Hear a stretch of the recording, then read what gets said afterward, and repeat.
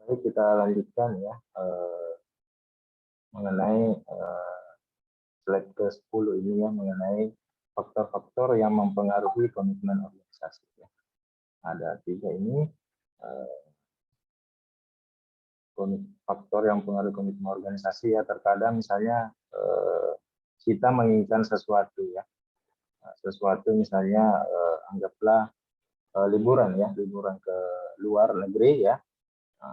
Selama kita memiliki keyakinan yang kuat di dalam hati ya, bisa saja insya Allah nanti keinginan itu bisa saja kita bisa tercapai ya, apabila kita fokus untuk melakukan ya, untuk mewujudkan keinginan tersebut ya.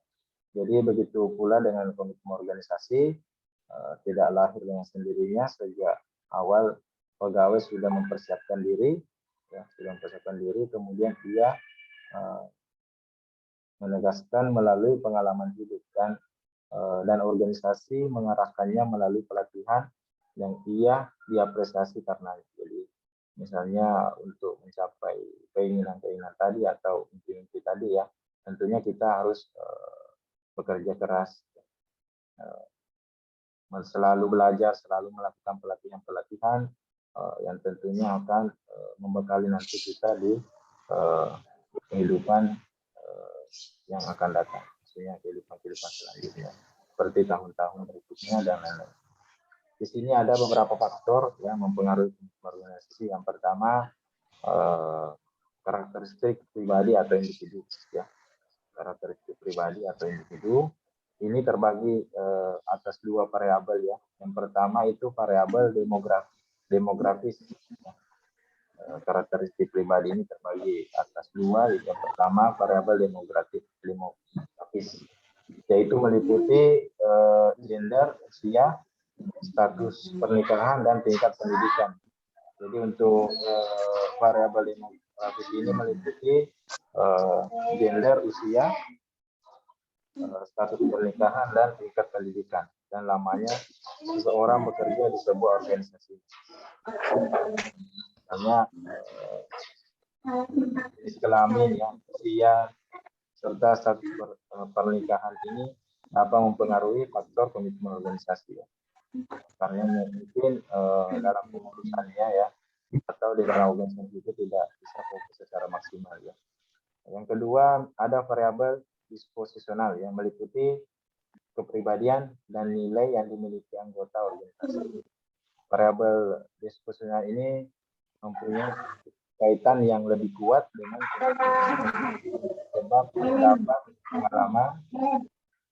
terdapat pengalaman ya dari setiap anggota organisasi tersebut. Jadi untuk variabel disposisional ini ya, ada pengalaman yang sering ya, tentunya beda dengan seorang karyawan yang belum pernah bekerja misalnya dengan seorang karyawan yang sudah pernah bekerja sebelumnya, apalagi sudah lama ya, sampai misalnya 5 tahun ya, maka sampai 10 tahun. Tentunya ada pengalaman yang dia bawa ke organisasi tersebut. Selanjutnya ada karakteristik organisasi. Yang ada dalam karakteristik organisasi tersebut adalah struktur organisasi, desain kebijaksanaan dalam organisasi, dan bagaimana kebijaksanaan organisasi tersebut disosialisasikan. Ya. Jadi di karakteristik organisasi ini ada desain kebijakan, ya. Ada struktur organisasi, yang misalnya siapa pimpinan, ya, sampai ke bawahan, bahkan sampai ke clean service misalnya. Jadi ada struktur, ada tugas dan pokok dan fungsi yang selalu dikerjakan setiap hari oleh masing-masing anggota. Ya. Jadi tidak berharap dari satu sama lain. Selanjutnya ada pengalaman organisasi.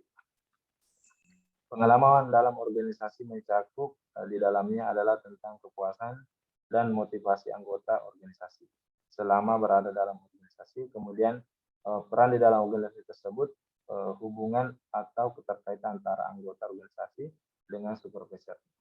Jadi ada pengalaman misalnya yang dibawa oleh anggota organisasi. Yang tidak punya pengalaman ya silakan misalnya melakukan pelatihan-pelatihan terkait dengan bidang yang ditempati untuk bekerja atau organisasi. Ya, nah itu bisa disampaikan misalnya ke supervisor atau pimpinan yang ada di organisasi tersebut atau perusahaan tersebut. Ya. Selanjutnya kita bahas ya manfaat dan tujuan komitmen organisasi. Ya, manfaat ini ada 3. Ya, komitmen organisasi menentukan bahwa selama karyawan akan tinggal bertahan dalam suatu organisasi, maka bisa dikatakan bahwa karyawan yang berkomitmen adalah aset setiap organisasi. Ya, jadi seorang karyawan yang berkomitmen, dia bukan sekedar hanya untuk mencari pekerjaan ya, tapi bagaimana dia memang betul-betul loyal untuk bekerja di organisasi tersebut. Ya. Yang pertama, manfaat komitmen organisasi yang pertama ini adalah produktivitas karyawan. Karyawan yang berkomitmen sangat produktif, mereka percaya pada organisasi, tujuan, visi misi, dan kepemimpinan tim. Karyawan ini tidak hanya menunjukkan tingkat produktivitas yang tinggi, tetapi mereka juga memastikan rekan kerja dan anggota tim mereka juga menunjukkan hal yang sama. Ya, jadi produktivitas karyawan ini bisa dibangun misalnya dalam suatu tim ya, ada teamwork, tim kepanitiaan ya, kelompok-kelompok kerja dan sebagainya, sehingga karyawan yang agak kurang aktif tadi ini bisa diaktifkan kembali dengan memberikan saya tanggung jawab yang tinggi ya, atau yang sesuai dengan kemampuannya, sehingga produktivitas karyawan ini bisa tetap terjaga di masing-masing anggota karyawan ya. Yang kedua, mengurangi ketidakhadiran. Ini juga ya, manfaat komitmen organisasi yang kedua, mengurangi ketidakhadiran. Staf yang berkomitmen dan termotivasi akan melaporkan ketidakhadiran yang jauh lebih sedikit daripada rekan-rekan mereka. Karyawan yang memiliki komitmen terhadap organisasi berharap bisa bekerja, menyelesaikan pekerjaan atau tugas-tugas mereka, membantu proyek, memberikan kontribusi terhadap tujuan organisasi. Jadi di sini mengurangi ketidakhadiran seseorang misalnya yang berkomitmen tinggi terhadap suatu organisasi, tentunya tingkat kehadirannya jauh lebih sedikit ya. Ya terkadang ya sakit betul sih, tidak bisa betul sih misalnya berdiri ya atau jalan baru tidak pergi ke kantor atau ke organisasi tersebut, yaitu untuk demi untuk mencapai tujuan organisasi yang kuat itu ya. Jadi ada komitmen, intinya komitmen yang dibangun pada dirinya atau individu itu ya. Yang ketiga, pemain tim yang luar biasa. Ini ada menciptakan pemain tim yang luar biasa. Karena karyawan yang berdedikasi banyak berinvestasi dalam organisasi dan itu sukses, mereka hebat dalam berkolaborasi dan bekerja dalam tim. Mereka berkontribusi secara signifikan untuk meningkatkan produktivitas tim. Jadi misalnya dalam suatu organisasi kita akan melakukan satu kegiatan ya, itu lebih efektif sebenarnya kita buat tim ya. Kenapa? Karena dalam tim itu kita bisa mengerjakan juga pekerjaan-pekerjaan lain ya, yang misalnya sama pentingnya, artinya kita bisa bangun tim. Selanjutnya di dalam tim itu bisa kita berikan tanggung jawab ke masing-masing orang ya, agar lebih cepat selesai ya. Misalnya si A menangani bagian keuangan, si B menangani masalah pemasaran ya, serta si C menangani masalah hubungan misalnya atau kerjasama ya, itu bisa dibagi begitu ya. Itu tadi ada beberapa contohnya. Terus yang keempat, pendukung yang kuat ya, menciptakan pendukung yang kuat. Karyawan yang berdedikasi dan berkomitmen percaya pada organisasi mereka dan karenanya merupakan pendukung yang efektif dan positif dari pemberian kerja mereka. Selain itu, mereka juga memiliki kepercayaan yang tinggi dan memberikan dukungan terhadap produk, layanan, dan kebijakan perusahaan.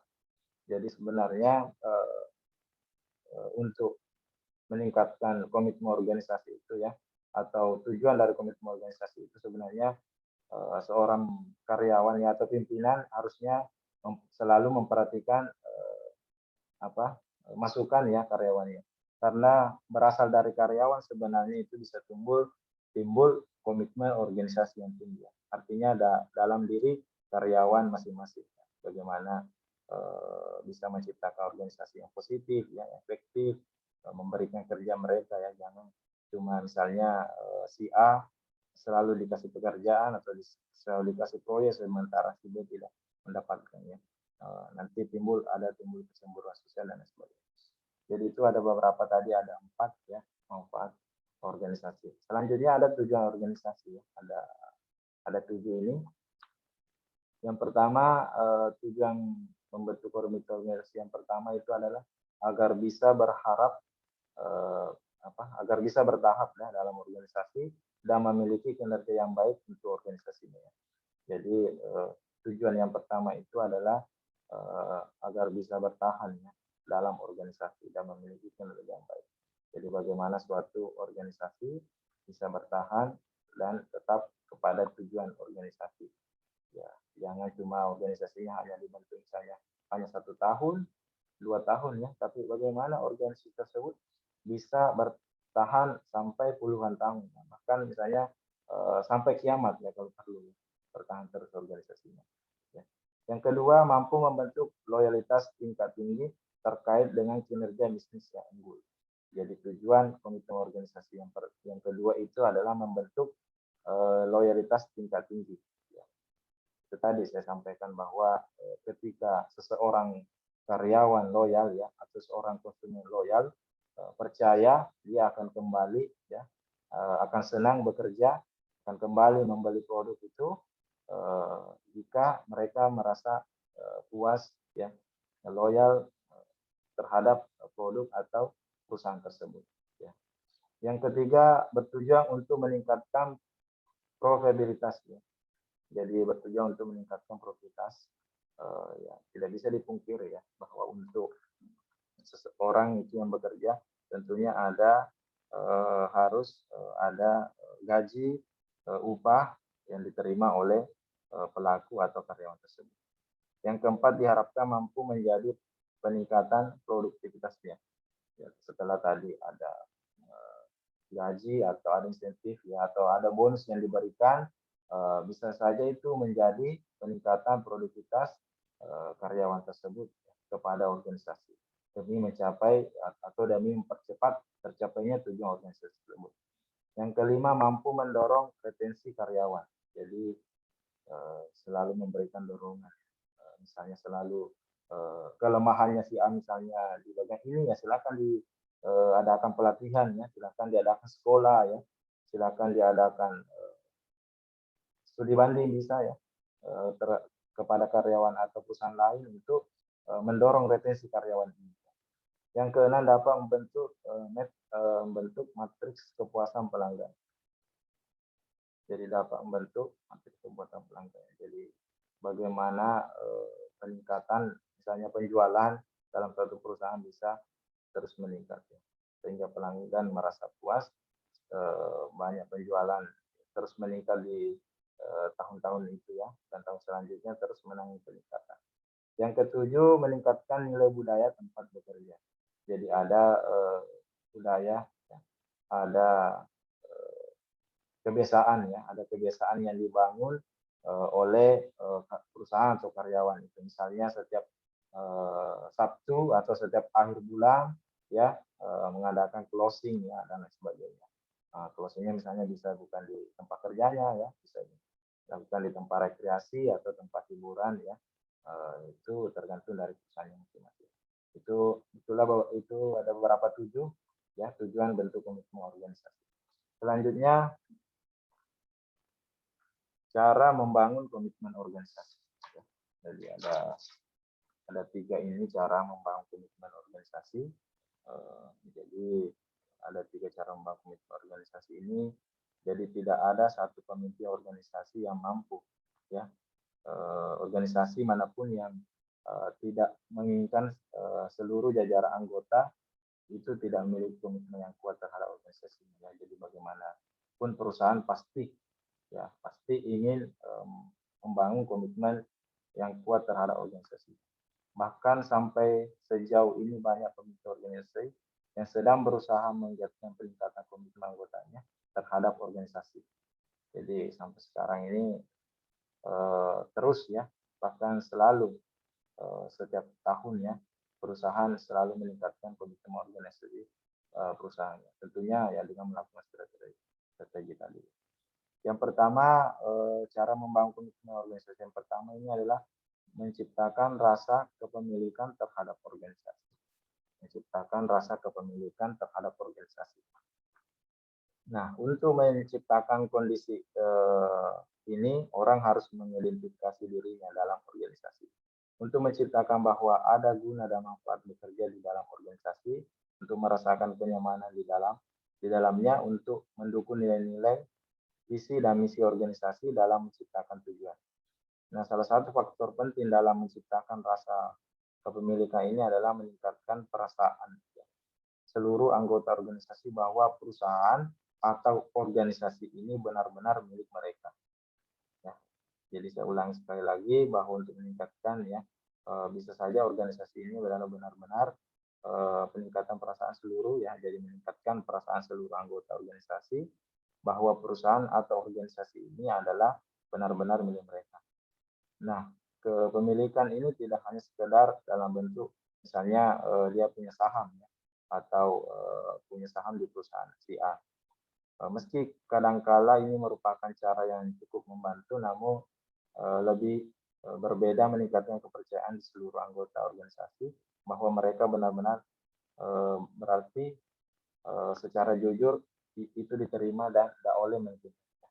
Jadi sebenarnya ada beberapa cara ini ya. Bisa saja misalnya kita selalu menanamkan ya, seorang pimpinan atau manajer itu bisa saja menanamkan atau menyampaikan ya setiap kali, bisa saja setiap satu bulan juga bisa ya, menyampaikan bahwa organisasi tersebut ya atau perusahaan tersebut sebenarnya milik mereka ya Mbak, supaya mereka merasa kepemilikan itu ada pada orang tersebut ya.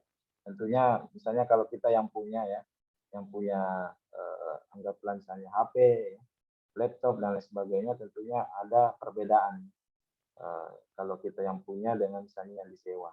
Ya, tentu ada perlakuan ya atau perlakuan khusus yang dilakukan kepada kepunyaan atau kepemilikan kita sendiri dibanding milik orang lain.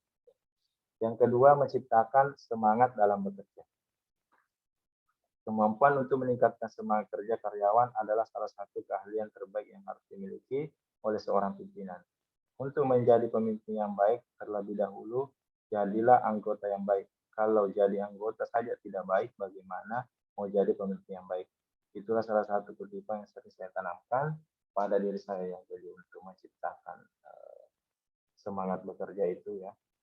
Kita harus mulai dari bawah sebenarnya dulu ya, agar berjenjang ya, agar kita bisa merasakan bagaimana seorang staf, bagaimana menjadi seorang staf, bagaimana menjadi seorang kepala bagian, bagaimana menjadi seorang pimpinan ya, bagaimana menjadi seorang manajer ya, dan lain sebagainya.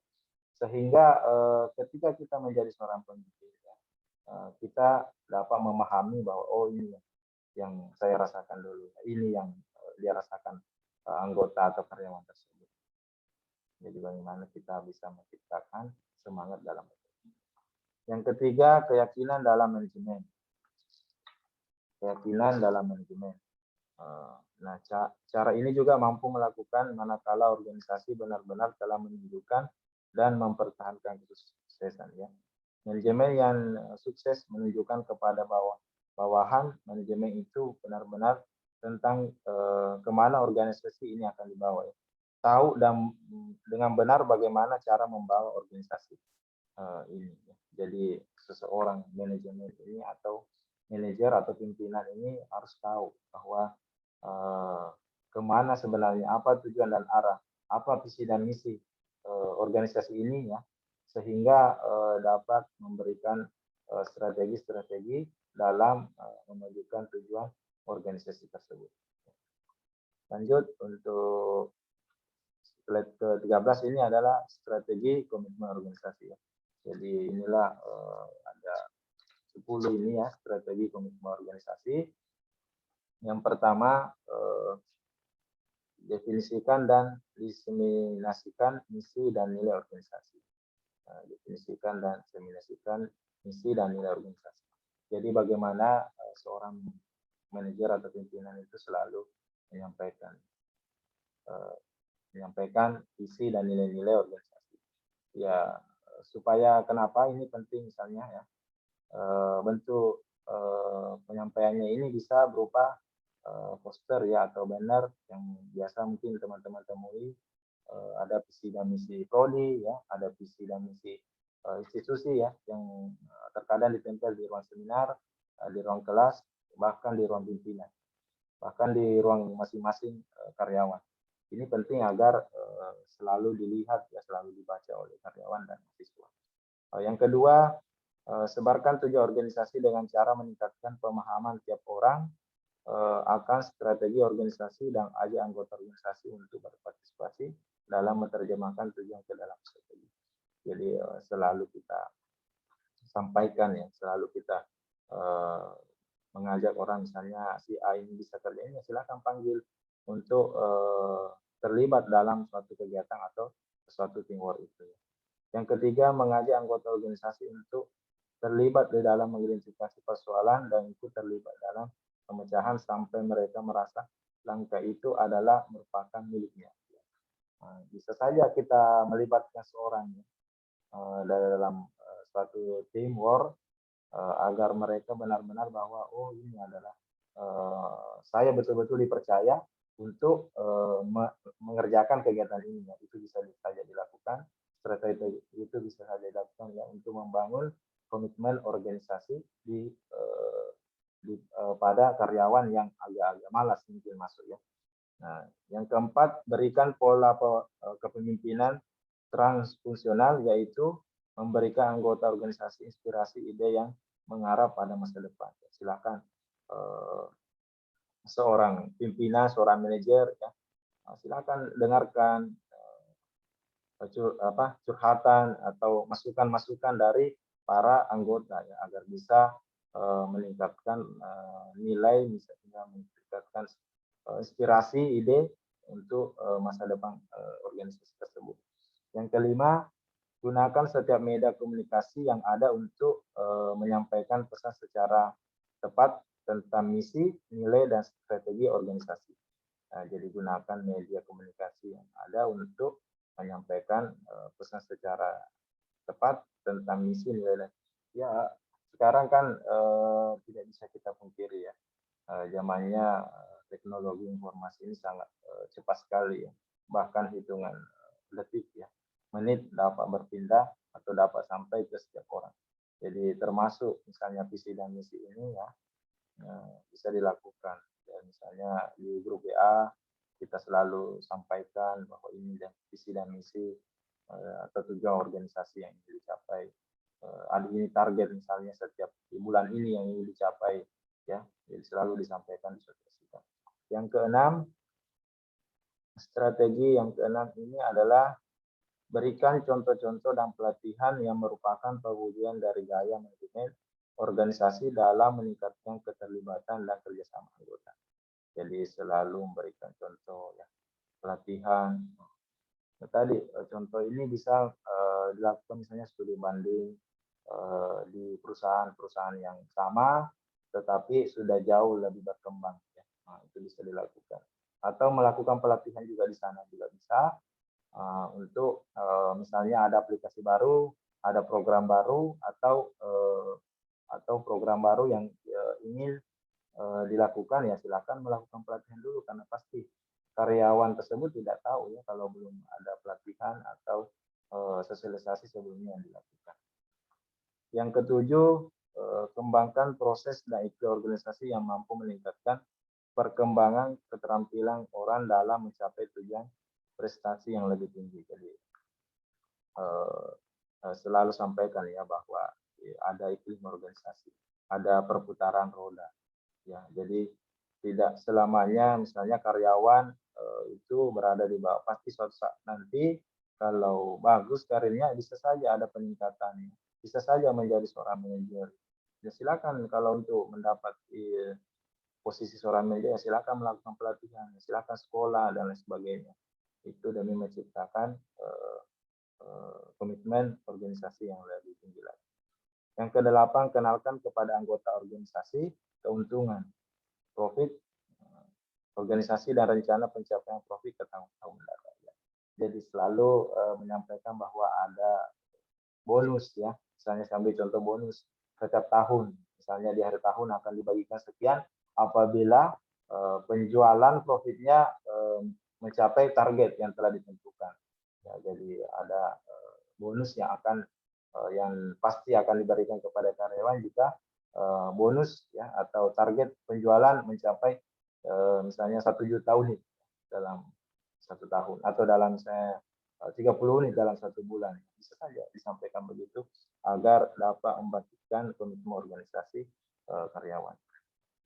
Yang kesembilan, gunakan program pelatihan yang ada untuk meningkatkan implementasi yang bagus dari karyawan, terutama karyawan baru terhadap organisasi. Ya, jadi kalau ada karyawan baru yang baru masuk, ya biasanya kan di bank perbankan itu ya, di pembiayaan itu melakukan pelatihan dulu, ya.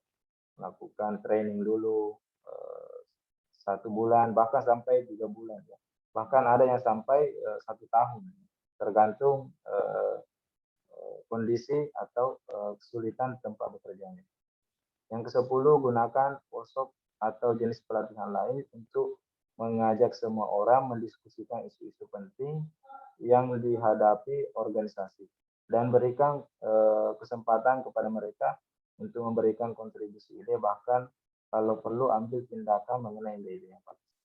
Ya, biasanya untuk yang poin 10 ini ya, kalau misalnya kita di organisasi biasa ada namanya rapat kerja tahunan, ya. Nah, disitulah sebenarnya kesempatan ide-ide teman-teman yang bagus bisa diterapkan di tahun itu. Ya. Jadi ada semacam workshop, ya, bisa saja berupa workshop atau rapat kerja tahunan, bagaimana membentuk kinerja atau kontribusi yang ingin dilakukan selama 1 tahun yang akan datang.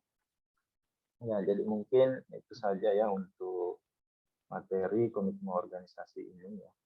Selanjutnya, ini juga 10 ya.